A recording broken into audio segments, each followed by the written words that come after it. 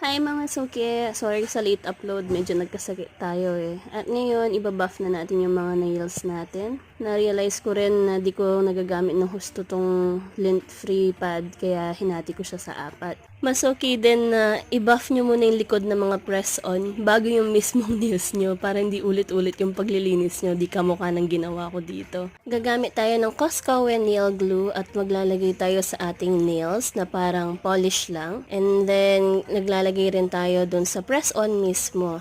Mga kalahati siguro ng press-on at mas marami ng konti na sa linagay natin sa ating nails. Wala tayo sa frame ng camera pero pinush ko yan ng konti sa cuticle area and then hold for 30 seconds. Mas okay na ilagay mo muna yung sa pinky hanggang sa pointy finger para hindi ka mahirapan. And then ihuhuli yung sa thumb. Testing natin. Okay na. Uulitin mo lang yung process ng paglagay ng glue hanggang malagay mo na lahat ng iyong nails.